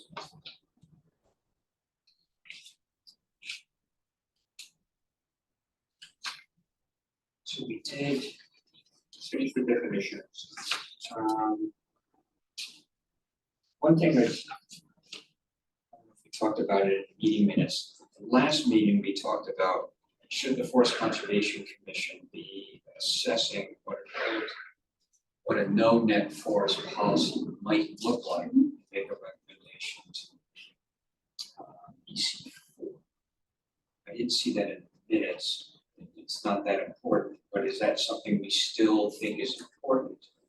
And if so, what would the next step be? so that was actually on my list of things to talk about in order, so there, I can give you an update. So I have sort of taken on Priscilla's energy fellow, Serena Russell. She's come to a lot of these meetings, but she is now back in school and has class on Thursday, so unfortunately couldn't make it here today. We worked together on her work plan, and part of that work plan is doing some of the work that you suggested, Scott. So in addition to looking at potential funding sources for forest conservation, which is also our charge and something that she's looking into, she is working on a memo or a white paper related to the greenhouse gas call for no net forests in the EC4 plan, and looking at carbon offset resources and like whatever information is available based on what governments are doing and what the private sector is doing when looking at forests and carbon and other no net forest loss policies, if there are any. She's already done, she only is working 10 hours a week now that she's back in school, and has already done a pretty significant amount of research. She won't be able to make, if she has class on Thursday, so she won't be able to make it to give us a presentation, but she is going to put together like a 1 to 3 page memo on basically everything that she's looked into. Sort of like what Maggie Ferrado did with the values report in relation to solar siting. So we'll have information with a lot, not only a lit review, but we'll also have all the resources that she looked into. Good, excellent. And if there's anything that I should give her, if there's any resources that I should give her, she's done a pretty good job of looking at the National Capital Exchange and Carbon Task Force and all of that stuff. So like, I think she's on the right track, but if there's anything you guys think I might be missing, pass it along. The only, my suggestion is, are there any existing state programs that could be sort of tweaked to provide an incentive? So there's some municipal programs, but none that are necessarily, that she came across that are like state specific. Mass Audubon's doing a lot right now too, in that space, trying to figure out how the carbon market works. But I don't think she's come across anything that's like very state specific, and she's looking into all of that. And it may not be directly related to forest. One thing I'm thinking about, and we can talk about this at the next meeting. The state has had a really good program for years to help agricultural landowners develop renewable energy for their farm operation. And I was just looking at that program not too long ago, and it explicitly talks about forest operation is also meets the definition. But there aren't too many forest operations necessarily. It could be Bob's forest products operation. But what about if that were expanded at some point in time to help forest landowners who have had management plans? Because that would give them, that would help reduce the costs, their energy costs, for staying on that land. Are you following? That was. Yes and no, so if you're talking about, Right now, a Status. farmer can get $20,000, up to $20,000 to put solar on their house, on their barn. Forest landowners are not eligible. I'm thinking, what if they were, but it wouldn't necessarily be every forest landowner? It perhaps those who had a management plan, certainly people who have a forestry operation. yeah, It'd be, I mean, you could just define it as those that are in the forest classification. They have to have a plan to be involved in that. but my question is related to ground mount, so is this, where's the $20,000 coming from? Is it from the state of Rhode Island or is it? State of Rhode Island. It's all part of the money that we're paying on our annual electric bills. Does that mean that I could buy a forest in Coventry and put $20,000? That's my No, it question. would be- That's my question. No, because the criteria right now for farmers, you have to live on the land. You know, where they're building this, you have to be the property owner. I don't even think you're allowed to lease it. Interesting.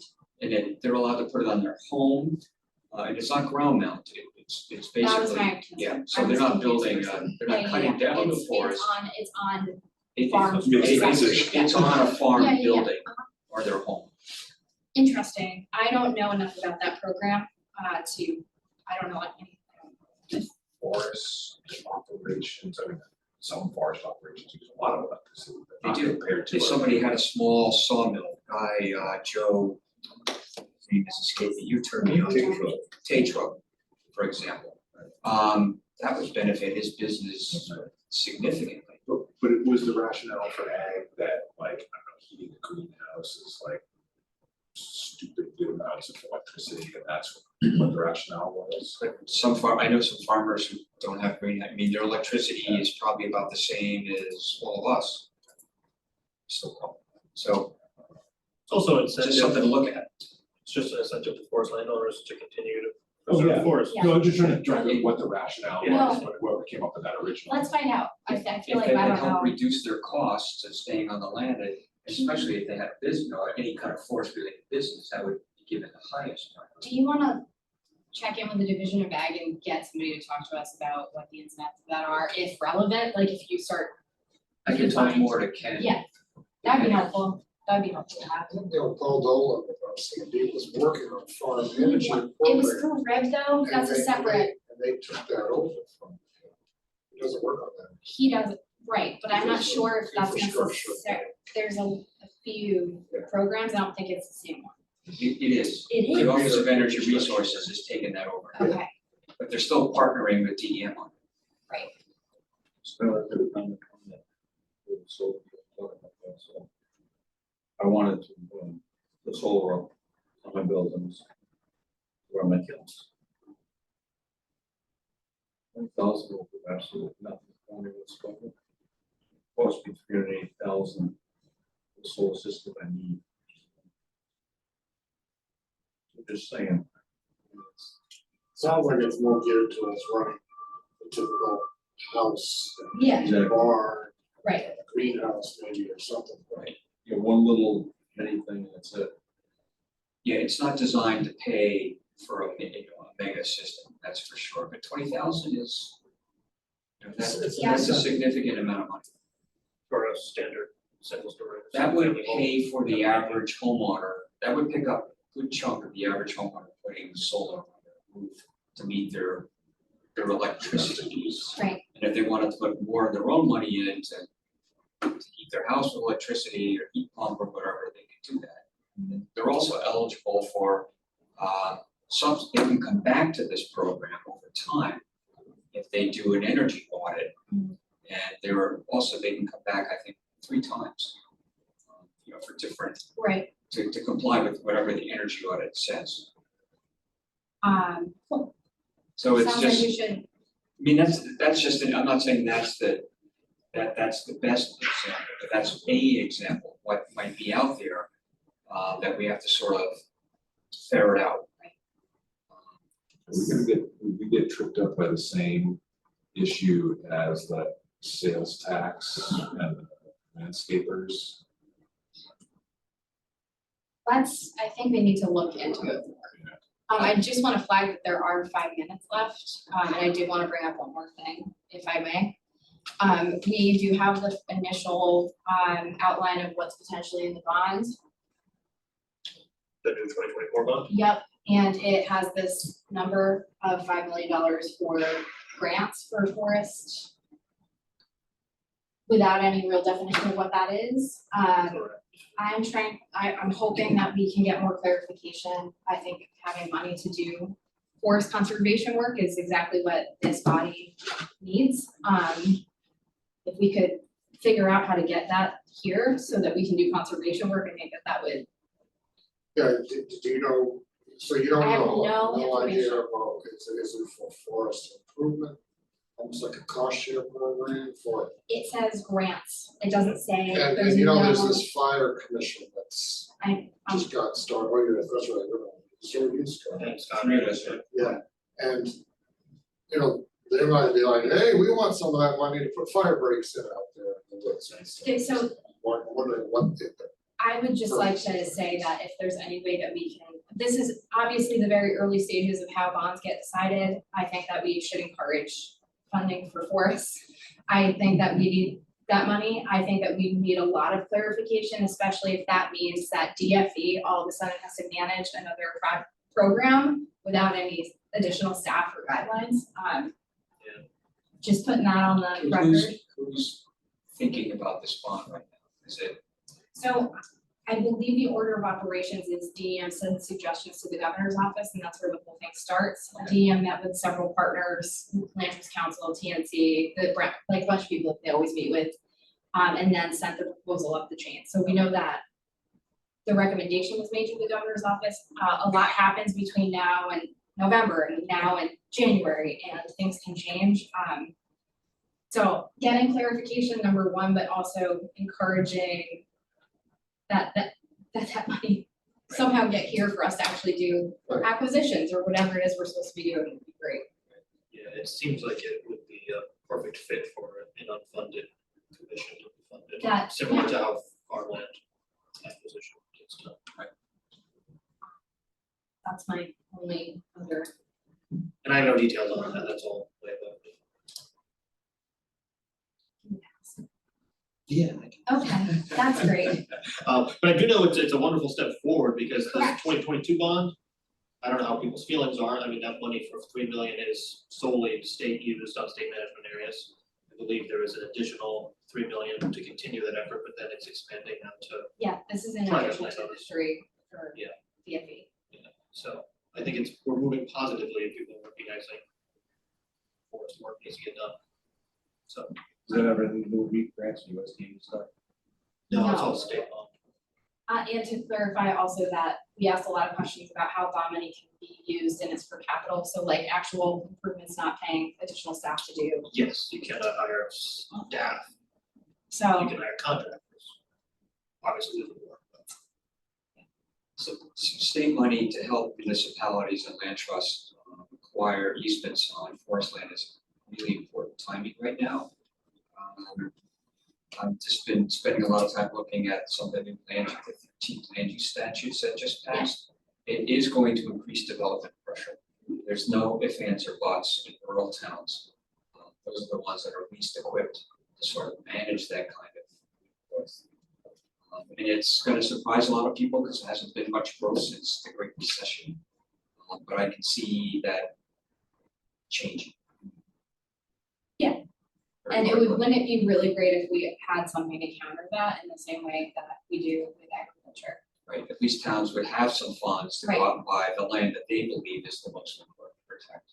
And every dollar that we have access to, we're able to figure out how generally to leverage it with federal funding or municipal, there's always, it's not just a dollar, it's always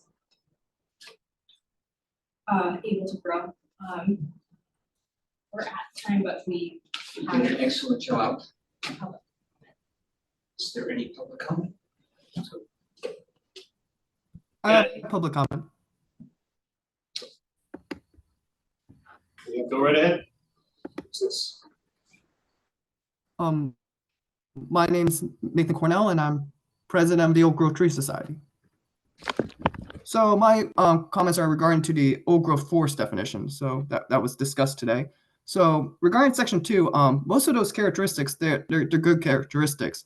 My concerns are regarding section 1. So one of them is signs like no sign of previous stand conversion. So like no rock walls, no cellars. But what happens if you're in a situation where a forest was logged in the 1700s, but has since grown back starting in the 1700s? Like the Oakland Forest, for example, is a 250-year-old oak growth forest that started growing in mid 1700s, but it's old growth now. It has old growth characteristics. So if you just as a requirement say that a forest can must have no disturbance whatsoever, it would disqualify the Oakland Forest and many oak growth forests in the state. Like in the Great Swamp Management Area, there's a forest in there 150 to 250 years old that is like it's oak growth forest, like has all the characteristics. However, if you make that as a prerequisite, it would disqualify that forest. The second one in part of section 1, which is doesn't really work, is the stand conversion. Because, for example, in Pennsylvania, there's a 400-year-old forest, but the Cook State Forest. However, it started growing 400 years ago in the 1600s after a fire. So if you put that in, because with the soil, you could find out that information, it would disqualify a 400-year-old forest, even though that forest started regenerating so long ago. So they could maybe be characteristics, but to make them requirements, I think would be problematic. Regarding the characteristics themselves, most of them are good, like especially regarding like sand dead trees, woody debris, abundance of lichen. But two characteristics that are missing are presence of balding bark on the older trees and presence of stagnated shaped crowns, which are old growth characteristics, as confirmed by a publication written by Neil Pearson of Harvard Forest, where he states, it has long been observed that bark morphology changes with age. Older trees generally have a balding pattern on their lower bole. And regarding tree crowns, he says, architecture of tree crowns can also be a good indicator of old age in EDF trees. Thick, large, and gnarled branches have long been known as indicators of older trees. These crown architectural traits likely reflect a tree that has endured numerous disturbance events. Canopy openings cause trees to increase growth in or towards these new openings, which will result in larger size of the residual branches. Which also points out that disturbance is an important part of old growth forests. So to say that a forest have no natural disturbance wouldn't work, because you need certain natural disturbances to create certain old growth characteristics. So section 1, I think, should be eliminated entirely. You can maybe add a characteristics that shows no significant evidence of significant human disturbance which originated on the site, which is what Massachusetts used as a characteristic, but not as a prerequisite. So I think the only way to make the oak growth forest definition work is to have them meet a certain minimum number of characteristics. Like, you don't have to have all of them, but enough that would distinguish them from most of these forests. So, for example, if you add the balding bark, the tree crowns, and also a requirement that has contains a great diversity in native tree species, that's also a characteristic of old growth. But however, that should be a characteristic, because not all old growth forests have more native species, but deciduous oak growth forests do. However, for example, in Atlantic white cedar forest, they do not. So that would be a characteristic, but still important, because like an old growth forest, like in Worth, like there's a forest where the average age is over 100 years old. Like there's even sugar maple in there. There's dogwood. There's rare trees in there that I even brought a ecologist, and he was fascinated. And that forest is not even 10 acres, between 5 and 10 acres, but it still is ecologically significant and is full of native biodiversity. So native trees to have a diversity in native trees, I think, is also important characteristic. So, and regarding age, like age is an important part of old growth. Like, it's in the name, old growth. So I think that needs to be a characteristic. It doesn't have to be a prerequisite, but maybe a characteristic stating that a forest has to be 100 years old by 2024 as a certain characteristic, because only 1% of the forests are 100 years old, according to a report by D and the U.S. Forest Service, which found only 1% were over 100 years old. And these forests do exist. Like, there's forests in Warwick like that, and then there's that forest in Great Swamp, which has trees 100. Well, the average age of trees is 150 to 250 years old. Like, we were coring the forest, and we found a tree, and it was 150 years old, the first one we came across. So there are old growth forests in Rhode Island. But however, even that forest probably was logged sometime in the 1700s, 1800s, so it wouldn't make sense to disqualify that forest, which is still really ecologically rare, just because it had some disturbance so long ago. And also, so I think minimum of 5 acres, that makes sense. So then it's not just certain old growth trees, but it has to be a forest. So that is fine. Has a capacity for self perpetuation, that's fine.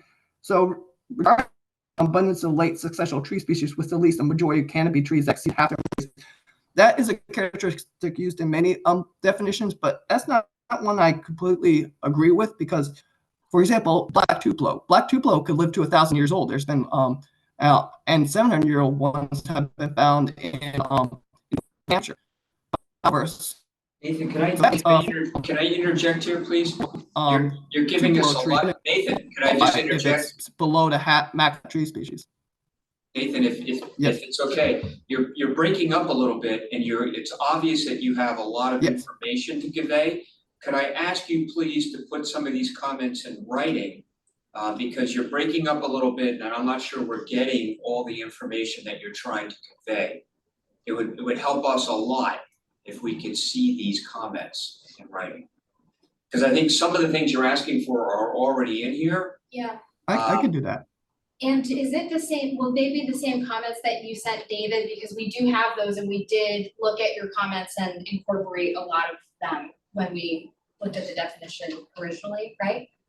Well, we did, but I'm hearing Nathan, I'm hearing you There's say some new- things that weren't in the Yeah. comments before, so if it would be helpful to have the salient points in writing, because then we could give them the best consideration.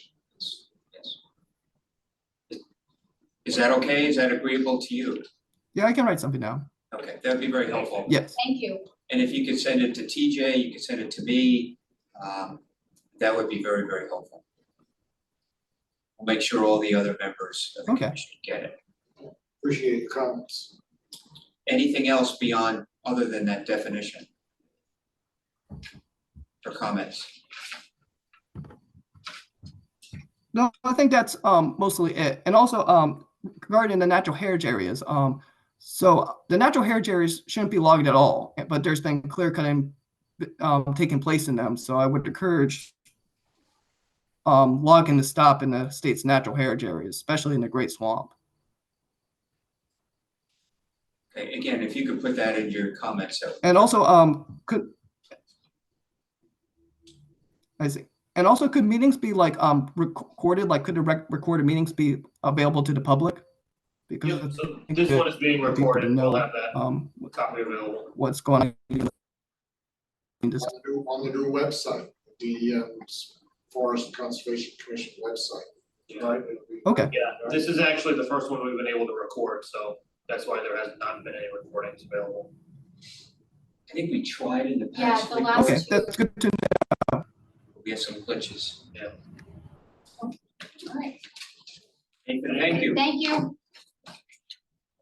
Have any comments before we wrap up? Entertain a motion to adjourn? So moved. Any discussion? All those in favor of the motion to adjourn, say aye. Aye. We are adjourned. I need some Zoom help before you do that, Do you so wanna I recorded it. if you hit end, it will do a little dance and tell you that it's being sent to you or it's on Zoom or. And you